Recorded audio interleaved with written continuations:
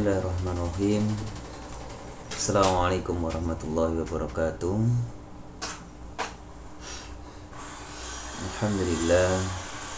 Alhamdulillah alamin. Wassalatu wassalamu ala asrafil anbiya'i wal mursalin wa ala alihi wa sahbihi ajma'in.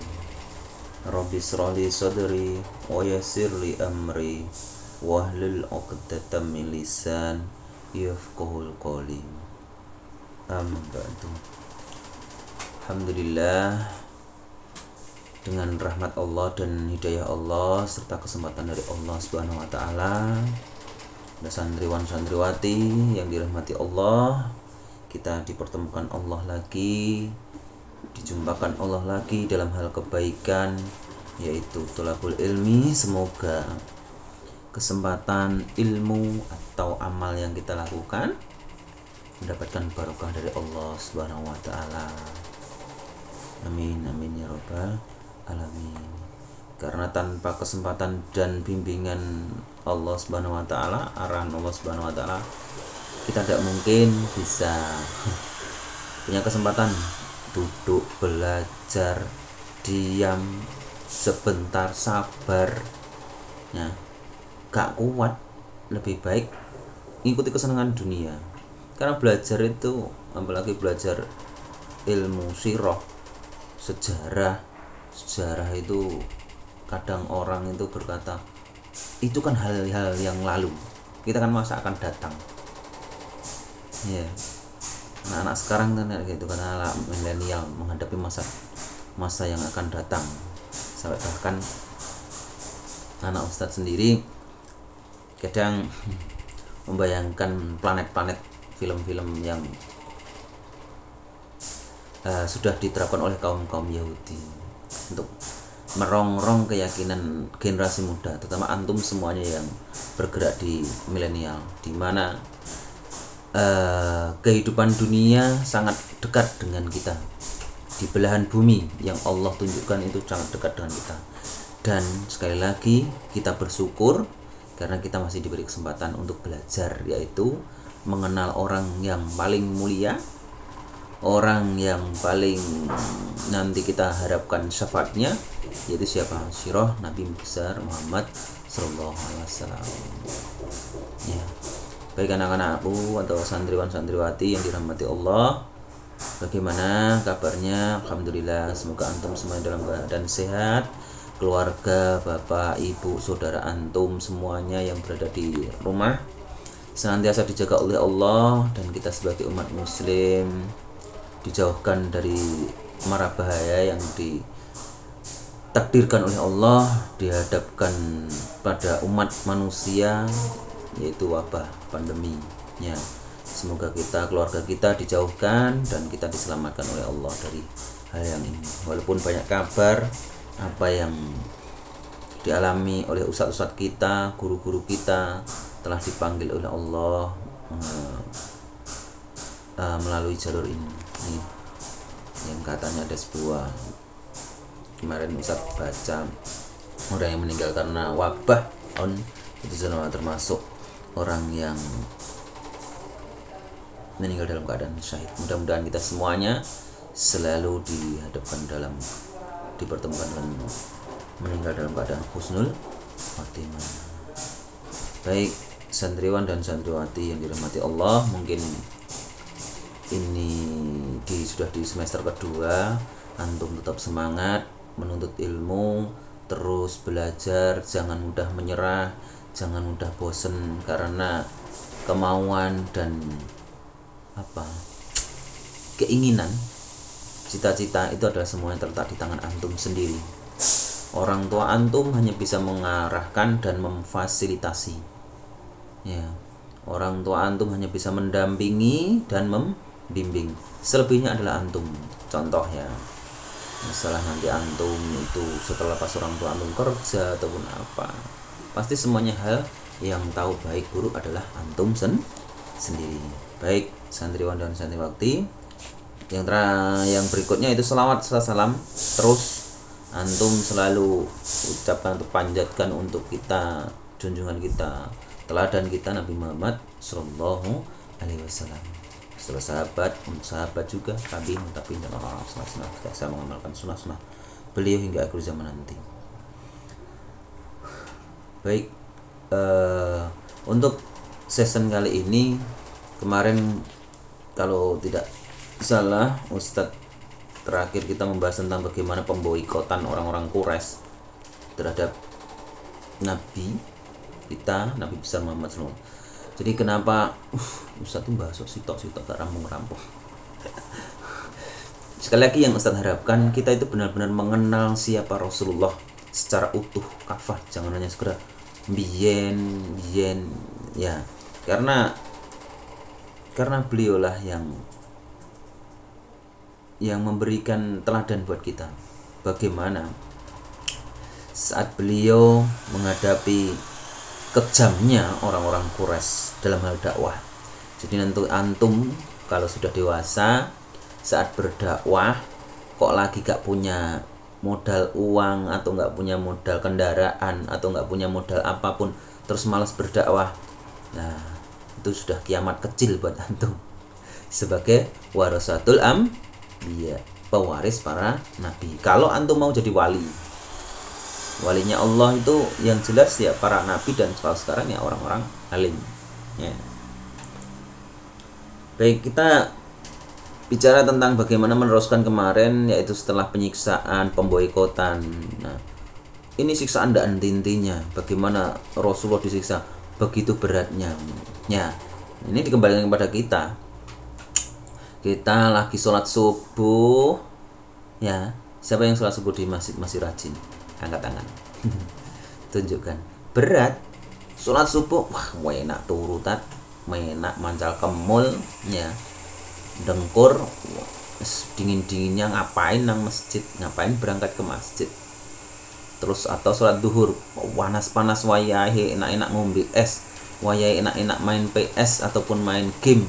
Saat ini kan liburan, antum pasti cuma hanya tiap hari aktivitas, kalau ndak mau belajar ya paling megang-megang game. Karena yang sering Ustadz temui, kita sekarang dilihat di luar itu orang itu kelihatannya berkumpul tapi ternyata tidak berkumpul. Mereka megang kotak-kotak didi, dalanan didi. Ya, katanya sekarang antum semuanya kalau kumpul sama teman-temanmu pasti nggak fokus pada temannya. Katanya ayo reuninan atau ayo ketemu kumpul-kumpul, tapi ternyata yang dibicarakan bukan kumpulnya, nyari wifi gratis. Ya baik ya. Jadi setelah pemboikotan ini kita bicara tentang bagaimana tahun duka cita yang dialami oleh Rasulullah.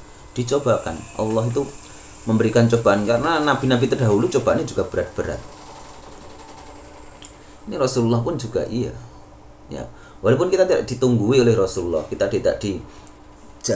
tidak bersama Rasulullah, tapi karena cinta kita, karena apa ya? Karena kita benar-benar meyakini bahwasanya nabi kita adalah Nabi Muhammad, itu nabi yang terakhir dan yang paling benar, tidak ada nabi selain Rasulullah, maka itu kita wajib meyakini bagaimana perjalanan itu diambil sebagai ibroh atau pembelajaran untuk kita nanti dalam hal tadi yang Ustaz sampaikan, dalam hal berdakwah. Karena saat seperti Ustaz kalau secara matis Ustaz sudah umur berapa, sekitar 40-an, nanti antum ya sebagai penerus ya pasti kalau dalam segi umur pasti duluan Ustaz. Penerusnya adalah antum. Tidak kena putra ataupun putri, antum wajib siap dimanapun. Dakwah model apa, intinya mengajak hal orang itu kebaikan dan mengenalkan siapa Rob, Tuhanmu adalah Allah. Itu paling penting. Rasulullah di sini perjalanan kita ambil pembelajaran sirah itu untuk menguatkan diri kita. Gak ada apa-apa nih kita itu, gak ada apa-apanya dengan beratnya Rasulullah dicoba sama Allah. Bagaimana dakwahnya, bagaimana perjalanan hidupnya, itu bagaimana. Yang pertama itu tahun duka, meninggalnya paman tercinta. Siapa? Baik, Abu Thalib, ya. Paman tercinta, paman yang selalu mendampingi Rasulullah, selalu orang yang mendukung walaupun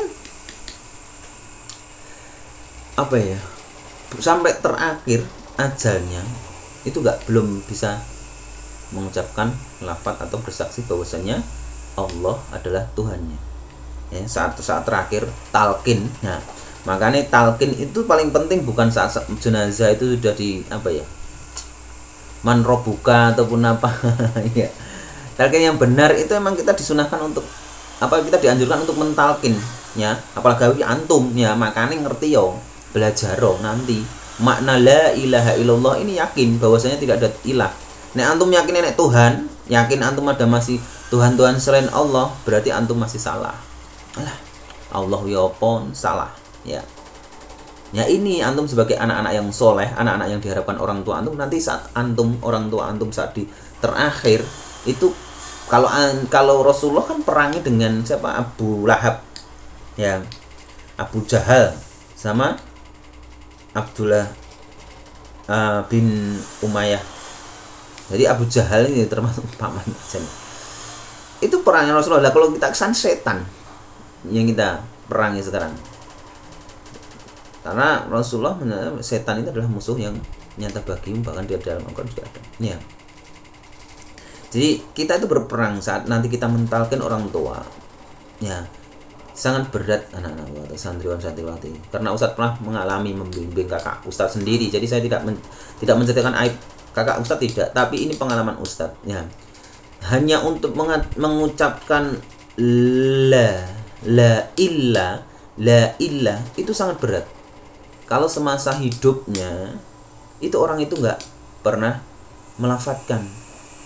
Makanya biasakan antum berzikir mengucapkan la ilaha illallah, makna yang paling tinggi dan paling suci dalam keadaan Rasulullah itu. Ini hanya waktu pamannya mau meninggal, Rasulullah, ya wahai pamanku, ucapkanlah la ilaha illallah. Kalau sekarang ada orang mengatakan, orang mengucapkan makna la ilaha illallah dianggap bid'ah, ya abaikan saja. Anggap kita itu berbicara dengan Allah, kita bersaling, tapi maknai dengan benar jangan atau maknai dengan la ilaha dengan bukan seperti maaf ya digunakan dengan musik atau dengan selawatan malah joget-joget. Itu yang salah. Kita memaknai zikir itu yang sesungguhnya. Zikir di mana sesungguhnya yaitu saat sepertiga malam, di mana jiwa kita tenang, kita bisa berinteraksi dengan Allah ya. Jadi saat terakhir pamannya, Rasulullah itu mentalkin pamannya, ya pamanku ucapkanlah la ilaha illallah. Setiap itu dipotong sama Abu Jahal, wis gak iso. Ya Abu Thalib, apakah kamu sudah mengingkari, tidak percaya dengan Tuhan dari nenek moyangmu, yaitu Abu Thalib. Akhirnya saat terakhir, yaitu Abu Thalib meninggal dalam keadaan tidak menguat. Nah itu sedih Rasulullah. Paman orang yang dicintai, yang begitu mendukung perjuangannya sangat luar biasa sampai bertaruh nyawa. Nah akhirnya sedih di situ ya, tahun kesedihan, makanya tahun duka cita. Jadi sampai Rasulullah memintakan ampun kepada Allah, dan dengan syafaat Rasulullah Abu Thalib berada di neraka ya, paling cetek lah satu mata kaki kedalamannya ya. Makanya di dalam Al-Quran, di dalam surat At-Taubah yang artinya tiada sepatutnya bagi Nabi dan orang-orang yang beriman memintakan ampunan kepada Allah bagi orang-orang musyrik, walaupun orang musyrik itu adalah kaum kerabatnya, setelah jelas baginya bahwa orang-orang musyrik itu adalah penghuni neraka jahanam. Nah, jadi kalau orang yang tidak ada sedikit pun, itu kita tidak bisa, dilarang sama Allah memintakan ampun. Makanya pernah ada cerita juga kalau kita itu seorang muslim yang sejati, baik laki-laki dan perempuan, itu harus menunjukkan stempelnya. Jangan sampai kalah dengan orang-orang Nasrani. Antum pernah ke gambar-gambar orang-orang Israel ya, Yahudi ataupun orang-orang Romawi seperti pastor seperti apa, itu mereka dengan pakaian khas bagaimana itu menandakan kita yang sebagai seorang muslim seperti Ustadz nih pakai kopiah ataupun apa baju, itu menandakan kita sebagai seorang muslim. Ditandakan, dilihatkan. Dengan cara apa kalau kita tidak pakai ini? Sholat di masjid, diperlihatkan, bukan kita sombong, wah anak itu rajin, tidak, tapi untuk menunjukkan syiar bahwasannya antum benar-benar muslim. Jangan sampai malu, antum dikatakan oh kamu alim, so apa ya. Jadi di situ, jadi Allah menegur orang-orang, seorang wali Allah itu kalau jelas-jelas walaupun keluarga kita sampai diajari, ditalkin tadi tidak mau, itu dilarang sama Allah untuk memohonkan ampunan. Bukan kok Rasulullah jahat, tidak, tapi setidaknya Allah yang sendiri yang maha tahu akan hambanya. Karena nanti di hari yaumul kiamah kita tidak bisa menolong saudara-saudara kita, hanya diri kita sendiri. Tapi setidaknya kita di dunia ini adalah mengarahkan saudara-saudara kita dalam hal kebaikan, ya. Terus juga Allah menjelaskan di surat Al-Qasas ayat 56 tadi, atau ayat 113. Bisa antum tulis ya. Di Quran surat At-Taubah ayat 113 dan surat Al-Qasas. Itu untuk dasar kita tidak mendoakan saudara kita yang apa? Musyrik, ya. Baik ya. Sesungguhnya kamu tidak akan dapat memberi petunjuk kepada orang-orang yang kamu kasihi. Ya, antum cinta, walaupun antum kasih petunjuk, tahu dia sudah tidak mau, hatinya sudah, itu adalah haknya Allah, tinggal kita serahkan sama Allah. Ya. Di sini yang Ustadz baca di buku ini yaitu Abu Thalib wafat pada bulan Rajab tahun 10 Hijriah dari kenabian. Jadi usia sekitar Rasulullah 50 ya. Ya. Di situ riwayat yang Ustadz baca di sini. Jadi tahun kesucian pertama, tahun kesucian kedua belum genap 1 tahun meninggalnya juga orang yang dicintai oleh Allah. Siapa? Khadijah radhiyallahu an. Itu juga dipanggil oleh Allah Subhanahu wa taala. Ya, di mana orang pertama yang melindungi Rasulullah terus dipanggil. Terus orang kedua yang juga melindungi Rasulullah siapa? Khadijah radhiyallahu an.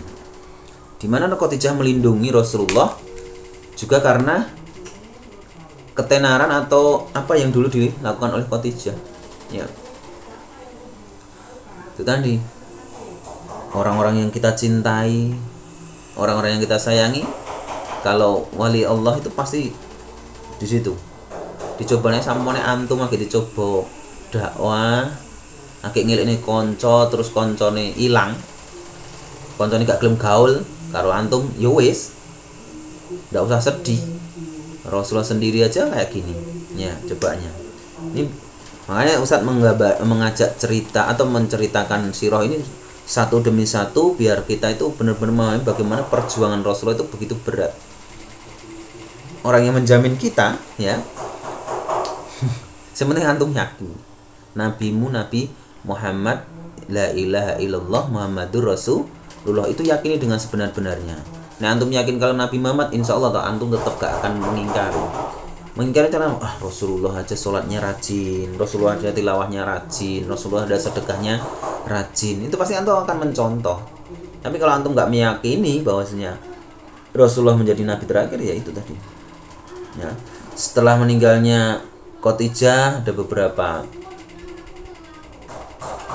sahabat yang menyarankan untuk ini. Karena perjuangan Rasulullah itu sangat berat, ya.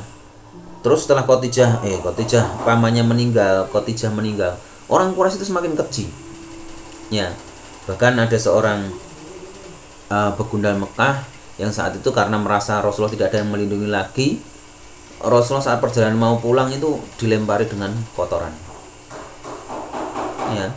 Kotoran di sini tidak dijelaskan apakah itu kotoran hewan ataupun kotoran apa, tapi kotoran. Coba bayangkan antum ya, supaya kotoran lah kita sendiri ya. Kita sendiri itu nek dikei kotoran terus nanti dilempar ke wajah kita, itu pasti kita akan sangat luar biasa marahnya. Marah dan sangat gak karuan. Ya. Baik ya santriwan.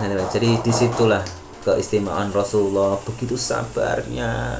Beliau tidak menanggapi, sudah pulang. Sabarnya dakwah ini, hujan cacian, makian, bahkan ancaman kayak gitu, Rasulullah tetap bersabar. Ya. Baik anak-anakku yang dimuliakan Allah Subhanahu wa taala, santriwan santriwati, hikmahnya di tahun duka cita ini adalah bagaimana saat Rasulullah berduka pada Khadijah, Rasulullah diperlihatkan oleh malaikat Jibril, ya, dalam hadis sahih, yaitu wahai Rasulullah, inilah Khadijah, dia telah datang dengan membawa lauk pauk makanan dan minuman. Bila dia nanti mendatangimu, sampaikan salam Tuhannya kepadanya, serta beritakan kepadanya kabar gembira perihal rumah untuknya di surga yang tidak ada kebisingan dan juga tidak menguras tenaga di dalamnya. Hadis riwayat Bukhari. Itu untuk menghibur Rasulullah karena tahun duka, yes ya. Kita aja yang mengalami, antum nih sebar pertama kehilangan HP, terus udah kehilangan sepeda, terus kehilangan orang tua antum sendiri lah, ya. Itu bagaimana rasanya, ya Allah. Pernah Ustaz, di sini ada santri di sini yang di Ustaz itu kehilangan bapaknya. Dia seakan putus asa, sudah tidak mau bergaul dengan teman-temannya, diem di tahun pertama, longlen, banyak diemnya. Jadi seakan-akan dunia itu sudah habis. Ya. Ini bagaimana Rasulullah mencontohkan. Jadi antum itu jangan merasa nanti kalau dikasih cobaan, ya. Jadi di tahun duka ini menguatkan bagaimana Rasulullah begitu sabar, begitu menjadi orang-orang pilihan, orang-orang yang dikasih. Terus berikutnya, setelah tahun-tahun itu Rasulullah bersama orang-orang yang mengikutinya, di sini yang paling dijelaskan adalah pergi ke Taif bersama Zaid. Ini melanjutkan ya setelah kisah-kisah tahun-tahun penderitaan tadi, ya. Tahun duka cita di mana Rasulullah, yaitu tahun-tahun 10 tahun kenabian, ya. Dan tahun itu juga ada peristiwa juga, terus mana Rasulullah melakukan perjalanan ke Taif. Taif itu mana? Jika bakal Madinah, ya. Rasulullah sampai ke sana, ya. Rasulullah pertama kali itu masuk Taif itu juga dihujani batu. Tidak ada yang mau menerima dakwahnya. Rono kesana, semuanya menolak. Ya, semuanya tidak ada yang mau menerima dakwahnya Rasulullah. Ya. Jadi berat antum tuh nanti kalau ini nggak mudah, apalagi ngajak koncone antum sing apa ya, sing dolane main game, sing alah ajak sholat, ayo tuh sholat, gue sih sholat keri gak popung, nggak apa-apa. Ya. Ini saat di Taif itu Rasulullah pengen berhenti di kabilah, berhenti di rumah ini pertama kali sebelum datang ke Taif yang kedua, ya. Itu Rasulullah dilempari batu sampai berdarah-darah, ya. Wis jalan kaki 60 mil, ya. 60 mil dari Mekah. Bayangin kita 60 mil, anak-anakku, ya. Sangat jauh, sampai sana tidak ada yang menerima, dilempari batu sampai berdarah-darah kakinya, ya, badannya.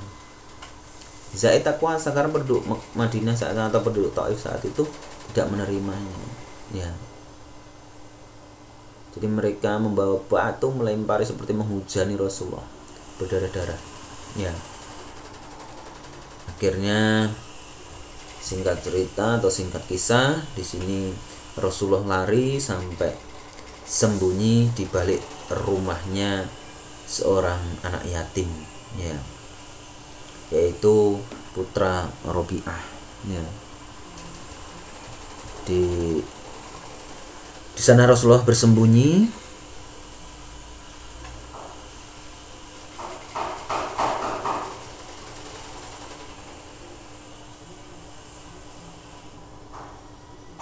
menyelamatkan dirinya dari hujanan orang-orang Taif.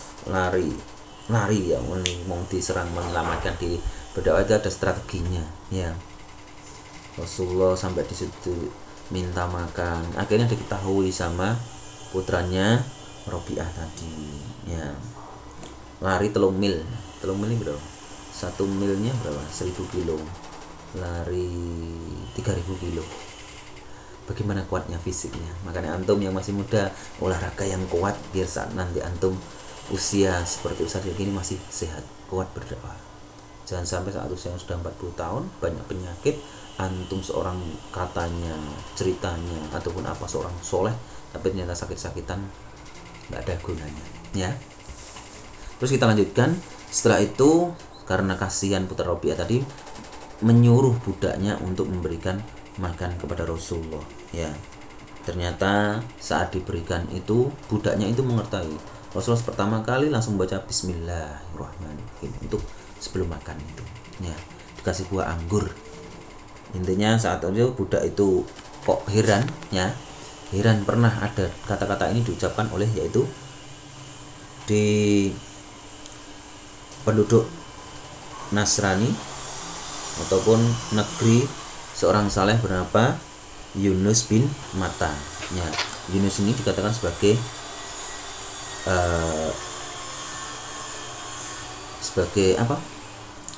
sebagai saudara Rasulullah. Makanya terus budak itu mengamini namanya budak itu Andas ya, Andas. Sampai sekarang ada masjid namanya Masjid Andas ya. Itu nanti bisa antum searching di Google, banyak Masjid Andas gitu ya. Ini orang budak yang meyakini kenabian Rasulullah juga ya, karena itu tadi bahwasanya Rasulullah itu hanya mengajak tadi la ilaha illallah ya. Antum ngomong saat antum kan rata-rata saudara-saudara antum atau teman-teman antum ngomongin Islam sudah mengenal, tapi tidak tahu pengenalannya seperti mana ya. Terus karena siksaan itu untuk orang sampai malaikat tahu, malaikat ikut mendoakan sampai mengangkat gunung ya. Gunung namanya Gunung Abu Qais yang untuk dihancurkan atau ditimpakan kepada penduduk Taif. Tapi Rasulullah melarang, jangan, barangkali nanti di negeri itu akan lahir orang-orang yang melafadzkan kalimat la ilaha illallah. Dan benar kenyataan doa Rasulullah ya. Di saat itu mungkin tahun-tahun duka bagaimana Rasulullah dicobakan, hikmahnya yang bisa kita ambil anak-anakku santriwan santriwati. Sekali lagi, letak kita atau diri kita itu di mana, letakkan. Kita itu tidak ada apa-apanya. Antum yang masih sholatnya masih malas-malas, gerakkan. Antum yang tilawahnya masih malas-malas, gerakkan. Karena hanya ini yang bisa menjadi penyelamat kita. Kita tidak disuruh di antara kita itu berdakwah ngajak koncon, tidak ada. Kalau tidak diri kita, nanti kalau ketemu antum ngajak koncon, ayo tau sholat, ayo tau ngaji, itu dakwah sebagai model dakwah. Jangan sampai antum pudar malah justru diajak koncon nih, ayo tau kasih sholat, ayo tau kasih ngaji, malah justru antum mau. Berarti antum yang kalah dengan syaitan. Ini ya, mungkin ini sampai di sini anak-anakku, pembelajaran dari kisah Rasulullah ini bisa kita ambil hikmahnya, pembelajaran bagaimana tahun-tahun kesedihan ini dialami oleh Rasulullah Shallallahu Alaihi Wasallam. Dan semoga kita dikuatkan diri kita untuk menjalankan syariah dakwah ini, dan kita termasuk golongan orang-orang sebagai warasatul anbiya. Dan itu dari Ustadz untuk pertemuan kali ini. Tetap semangat, jaga kesehatan, selalu patuhi apa yang jadi protokol kesehatan, apa yang dianjurkan oleh pemerintah, karena mereka adalah ulil amri kita ya. Karena kesehatan itu perlu, makanya kita sebagai seorang muslim jangan sampai mati sia-sia tadi, tidak bisa meneruskan dakwah ya. Kita tutup majelis ini dengan doa kifaratul majelis. Subhanakallahumma wa bihamdika asyhadu an la ilaha illa anta astaghfiruka wa atubu ilaik. Mohon maaf apabila ada kesalahan atau kekurangan Ustaz dalam memahami sebuah ilmu. Kebenaran mutlak milik Allah, kesalahan dari Ustaz pribadi. Assalamualaikum warahmatullahi wabarakatuh. Allahumma shalli ala sayyidina Muhammad.